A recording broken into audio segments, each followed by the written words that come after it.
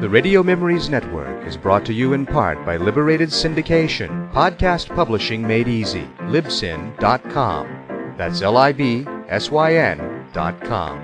Welcome to the Old Time Radio Network Detective Stories, continuing America's love affair with private eyes. We now go back to the early days of radio and our imaginations with our feature presentation.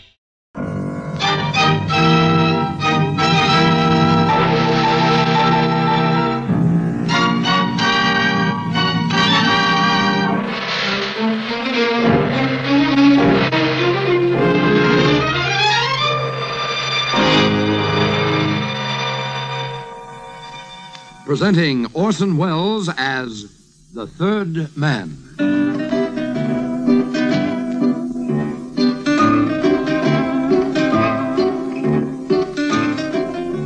The Lives of Harry Lime. The fabulous stories of the immortal character, originally created in the motion picture The Third Man, with zither music by Anton Karas.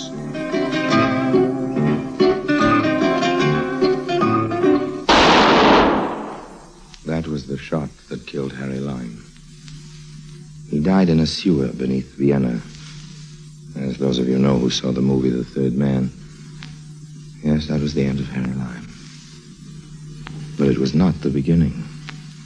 No. He had many lives. And I can tell you about all of them. How? Because my name is Harry Lime.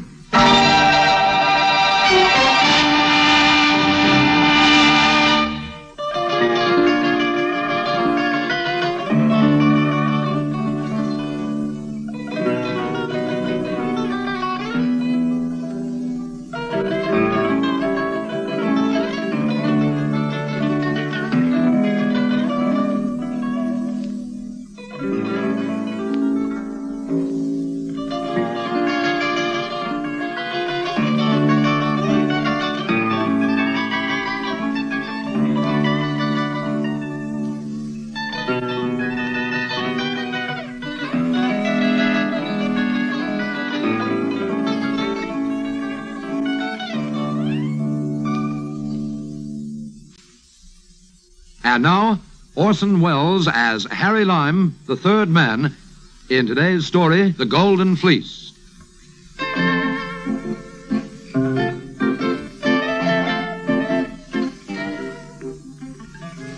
Well, it's a queer story, no matter how you look at it. It begins with a bullfight. It ends with a naval engagement on the China Sea.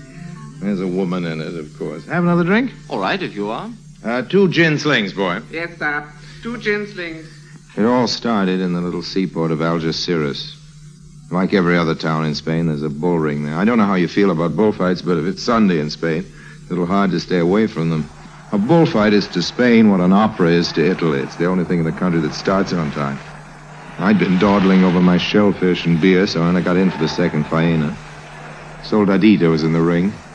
He was younger then and braver than he is now, but I've never been one of his fans. Too much ballet dancing for me and not enough bullfighting, but we won't go into that. I could talk about the corrida all night, but I promised you a story about adventure on the high seas. And it's beginning right now. Soldadito is dedicating the bull.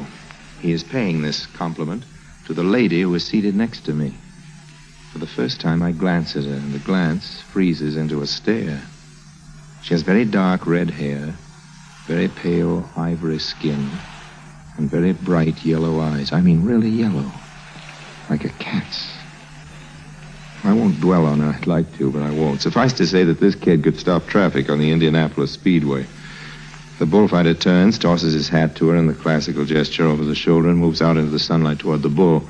But as far as I'm concerned, the bullfight is over. You must watch the ring, senor. I beg your pardon? It is very pleasant to feel your eyes upon me. I adore being stared at, but just now, don't you think it's a bit disrespectful to our friend Soldadito? He's no friend of mine. He's a good friend of yours, senorita. Permit me to inform you that he is my enemy.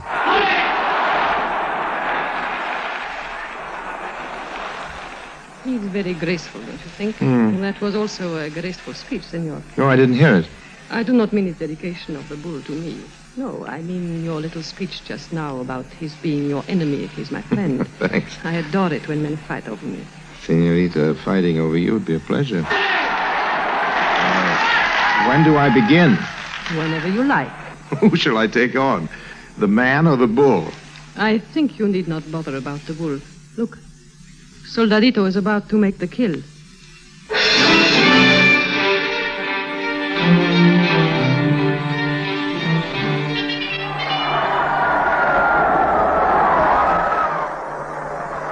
That was a beautiful kill, wasn't it, Mr. What is your name? Lime, Harry Lime. Yes, it's a good kill. I will call you Harry.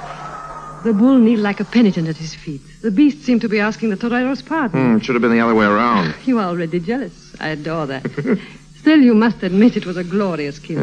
Great kill. Tell me, Harry, what are you doing in Algeciras? No, I'm just looking around. And what are you looking for? Well, no need to look any longer. I found it. You make very pretty little speeches. I adore that. What is your profession? Export, import, mostly. I dabble in a lot of things. What a pity. Why? I had allowed myself to hope you were a sailor. Well, I have been a sailor. Will that help? You have to have master's papers. I am here with my yacht. Perhaps you have seen it in the harbor. Oh, that big three-master with the black hole? It's mine. We've lost our captain. Oh? It happened quite suddenly. I'm very sorry you're not a ship's captain. I would like to see you in the blue jacket with the gold buttons. Would you believe it? I was a ship's captain. I do not believe it. But I have master's papers. And where are they? Oh, in Barcelona. Oh, that is a bore, because we are leaving tomorrow. Okay, I'll have somebody bring him down by train tonight. In other words, you want the job? In other words, I've got the job.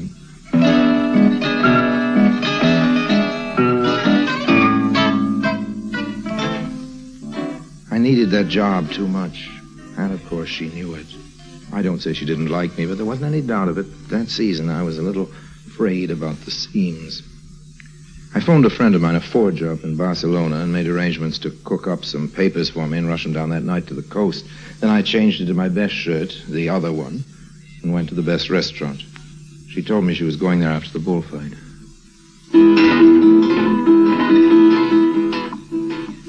Good evening. Good evening. I'm sorry, but I just realized something. I don't know your name. You do not know the lady's name? You know Soldadito. Of course he knows me. All Spain knows me. But what is this man doing at our table? He doesn't know you. That's all right, old man. You can fix that. Introduce us. I am the Baroness von Gurnifeld, but you will call me Nadia. Okay, Nadia.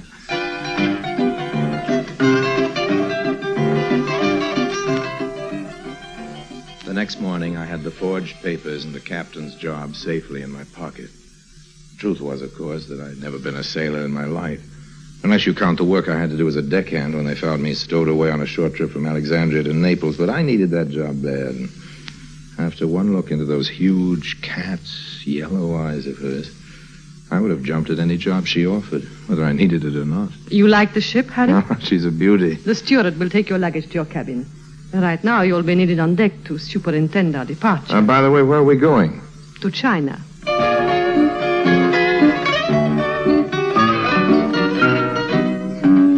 Algeciras, Spain, to Hong Kong, China. That's quite a run for an old salt, whose only experience as a navigator consisted of piloting a canoe around the shallow end of Lake Winnebago, Wisconsin. Luckily, I thought to bring along a little help. The help's name, of all things in the world, was Sidney Carton. He was an ex-smuggler, or rather an unemployed smuggler. I'd run into Sidney occasionally on various little capers in and around the Mediterranean. I figured he was crooked enough so I could trust him. His main attraction, besides a shock of dirty, carrot-colored hair and a glass eye, was a set of teeth like a rotten rake. Sidney was the only man I ever knew who could eat a tomato through a zither. But if Sidney was an eyesore, he was a gift from heaven as far as Captain Lime was concerned. He was a real sailor, remember, and he covered up for me, doing all the real work while I walked around in my blue jacket with the gold buttons trying to look important. Naturally, Sidney wasn't doing this for love. But since I didn't have any money, I found it necessary to make him a few promises. I tell you, Sidney, this isn't a yacht at all. Of course it's a yacht, Harry.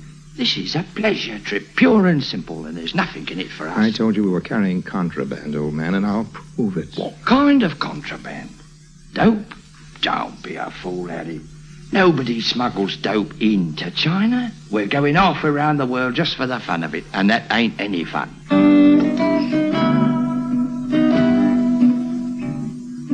Why had I been signed on with so few questions asked?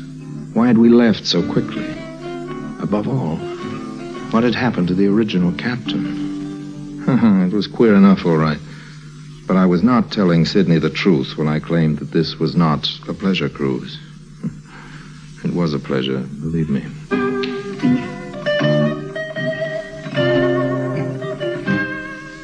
Then, one night, quite late it must have been, because I remember the moon was down, I was up on deck finishing a cigarette. Harry? Harry? You still up, old man? I want to talk to you, Harry. Why don't you get some sleep, old man? I After found all, it, one Harry. of us You found it? What did you find? The contraband. Under the floorboards. I know what we're carrying now, Harry, and it'd knock your eye out. Amazing. That's what it is, amazing. Okay, old man, okay. Spill it. Oh, I've got a whole lot to spill, Harry. A whole lot. Maybe I ought to begin with the explosives. Explosives? Very powerful they are, Harry. Enough to blow this ship to China.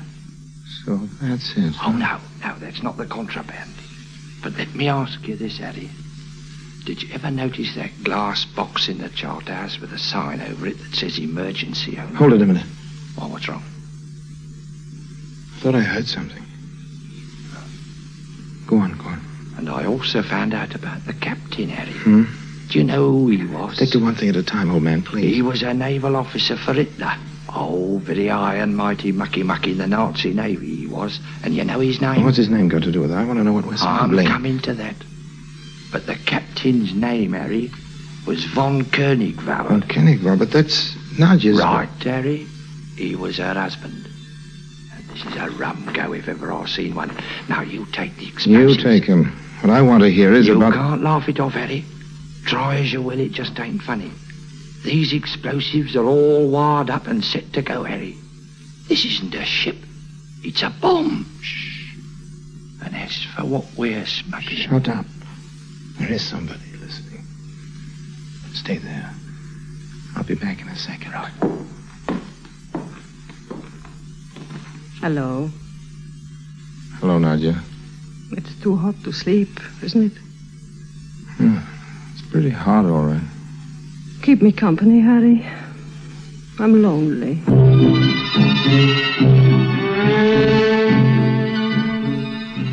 When I finally got to my own cabin, it was dawn. Didn't dare go looking for Sidney in any way. I was bone-tired. They couldn't have let me sleep for more than an hour. Yes, what is it? It's Matthew, sir, third officer. What do you want? Well, sir, we're in sight of land in the old court. Don't bother me. Ask Sidney. He knows the course. Yes, but please, Captain, may I speak to you? Okay. Now then, what is it? It's Cotton I want to talk to you about, sir. What's wrong? Well, I hardly know how to tell you, sir, but he's gone. Gone? Yes, sir. We've searched everywhere, very thoroughly, but there's no doubt at all, sir. Mr. Cotton is not on this ship.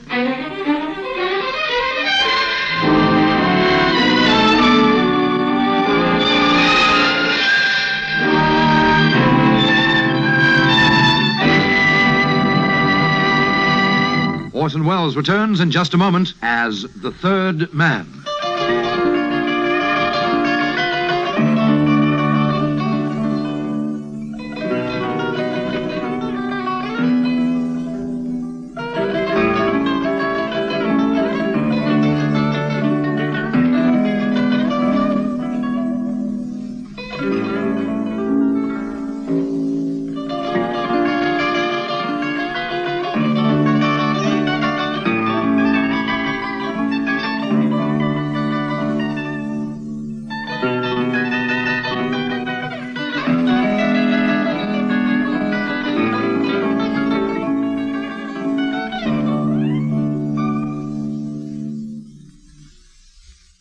And now, Orson Welles, as the third man, continues with today's story, The Golden Fleece.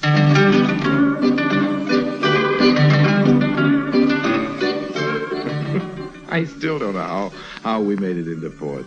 The trick was to keep that second mate from guessing that I couldn't tell the poop from a bosun's whistle. And also to keep all of us from crashing into a reef or turning upside down or something. Luckily, a little boat came out to meet us with the harbor pilot. Seems that's the regular procedure. I was very grateful, I can tell you, to be spared the embarrassment of having to swim for it. But it's a long haul from Hong Kong, China to Panama City, and much as I like Nadia's company, I think I would have quit the job if I hadn't managed to make a deal with young Matthews, the second mate. I showed him some papers I happened to have, proving I was a secret operative from the FBI, and explained that he had to cover up for me the way Carton had been doing before. And by the time we got out of the canal on the Pacific end, I had everything pretty much under control. Would you like another drink? No, thanks. Please go on, Mr. Lime, Harry Lime. You see, I've got a reason for spinning this yarn. We'll come to that in a minute. What happened to Cotton? What? Sydney? Nobody ever saw him again. Now, I'll skip the Pacific crossing now because nothing very important happened to us till we got to China. Unless you'd like to hear some more about those yellow eyes of Nadja. What happened to von Koenigwald, the lady's husband? I'm coming to that, old man. Just a second till I finish the drink. Okay. Well, it was late in March when we sighted Hong Kong. I'd learned how to imitate a sea captain by then, but I was more than a little anxious about my papers. There'd been a nasty moment or two in Tahiti, and I was afraid the British authorities might spot the forgery. They might even have gotten some wireless message about me by then, but I still didn't know the purpose of the trip, you understand. Sydney hadn't gotten around to telling me about what the contraband was before he disappeared. So my curiosity got the better of me as usual, and I stayed with the ship. Captain, there's a speedboat coming alongside on the port bow. It can't be the pilot. We've already taken him on. Could be the harbor police, sir. Isn't good. No, the speedboat is mine. Oh? You'll bring the ship into anchorage, Mr. Matthews, please. The captain and I are leaving now. We are? Where are we going, honey? I loathe that expression. Okay, Nadia, but you haven't answered my question. There'll be plenty of time for that on the way.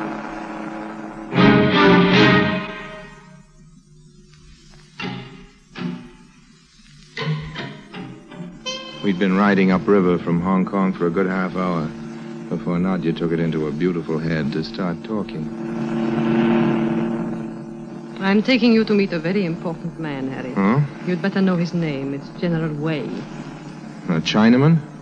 He is Chinese, yes.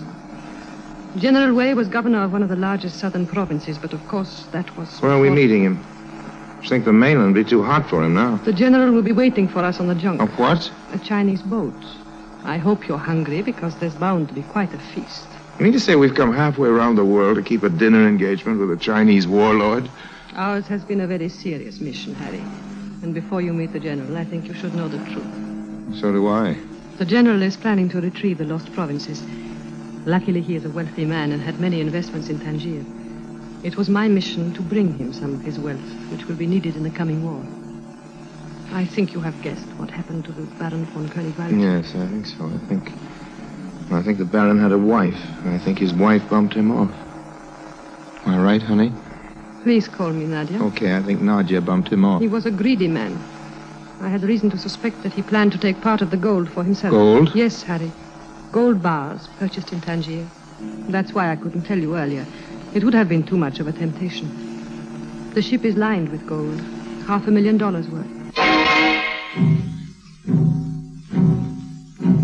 You know those Chinese ships? You know, the ones that look like some kind of cross between a Spanish galleon and a floating chop suey store? Pretty soon we came up to the biggest and gaudiest on the river. We were helped on board with a whole lot of oriental fanfare, and I gathered that in a minute we were going to be presented to his nibs, the warlord himself. Nadia. Yes? There's just one thing I don't understand. No matter what price the old boy pays for that gold you brought him, I can't see why you bothered to cart it all the way across the Pacific. If you just told me before, I could have made a very nice deal for you in Mexico. I did not bring the gold here for the profit, Harry. Here he comes.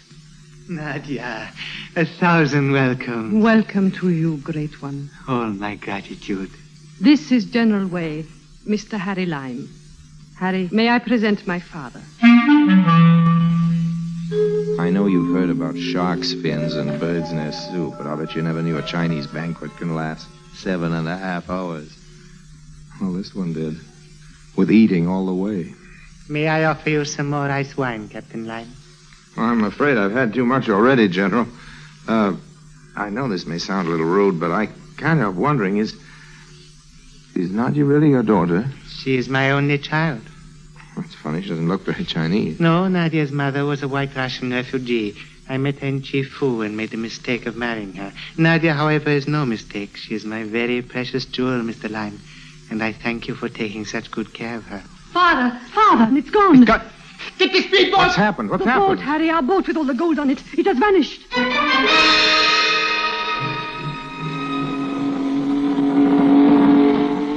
While we were in there stuffing ourselves, somebody had made off with a yacht. Word came to us it was going downstream toward the open sea. It's my fault. Well, why yours, Nadia? That Matthews boy, the third mate, I should never have trusted him. I should never trust anybody. But if you'd gone on stabbing your ship's officers and tossing him overboard, you'd have ended up without any crew. There she is ahead of us. Ahoy there, Golden Fleece! Come about and prepare to receive us on board! Can't you get any more speed, Harry? Well, I'm punching a hole in the floor as it is. Ahoy, Golden Fleece! This is your last chance! Come about or we open fire! They won't answer. They will now. Fire! We had a dangerous-looking gang of hatchet men with machine guns on our launch, and they put up a good show. Wasn't long before we were next to the yacht, and I could see that a lot of damage had been done to the crew on board. It wasn't my crew. It was strangers. Chinese. We'll just have to storm over the side. Come on, Harry. What's wrong, General? Are you hit? That's all right, Captain. Just give me your arm. Okay. Here we go.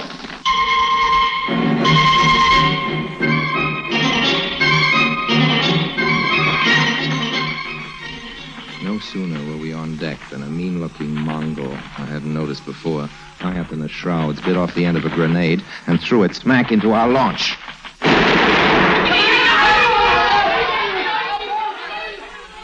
Well, there goes everybody on our side. I guess this is it, Nadia. Yes, Nadia, this is it. Hey, wait a minute. Uncanny.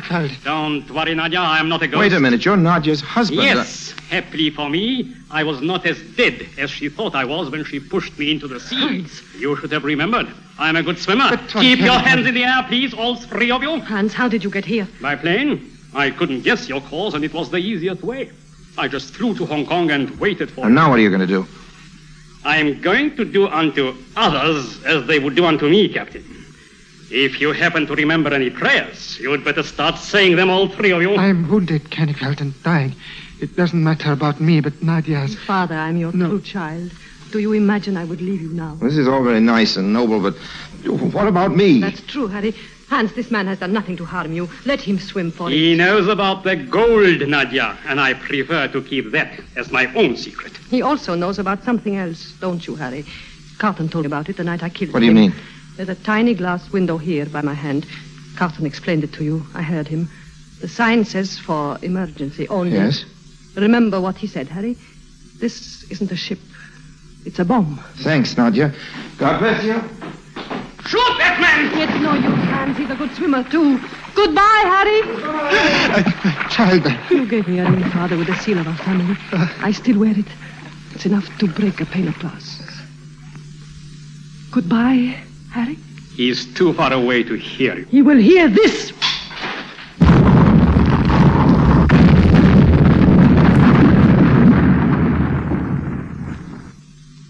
Sampan picked me up, but I almost drowned myself first, thinking about all that gold. $500 million worth of it going down to the bottom of the sea. Have another gin sling? Thanks again, Mr. Lime. Well, that's the story. Here's why I told it to you. I know the spot where this happened. I've got it marked exactly on the map. Cost about 20,000 pounds to do the salvage, but that still leaves a pretty big margin of profit. And I just wondered if you'd be interested, sir, in investing. Mr. Lime, I wonder if you know who I am. Well, no, not exactly. I'm the Lord Constable and Chief of Police in this colony. We have a full dossier on your activities as a confidence man, and I thought I'd let you tell your tale because I wanted to know how you work. Lime, that salvage racket's the oldest of all the old skin games. I'm surprised that you're trying it on anybody, least of all a policeman. Good night now. And by the way, we'd be much happier here if you'd leave town. Within the next 24 hours, that is. Well, pip-pip. Pip-pip. Another gin sling, sir? No. Just give me the check.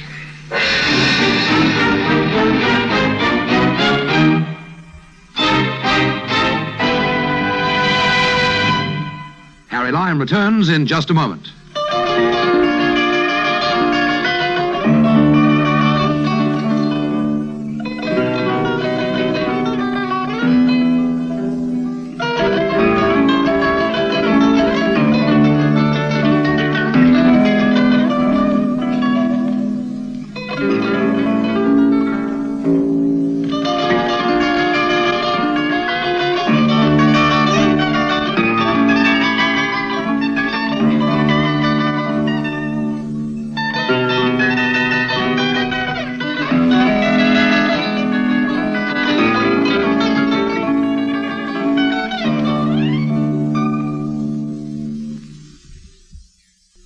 And now, Harry Lime.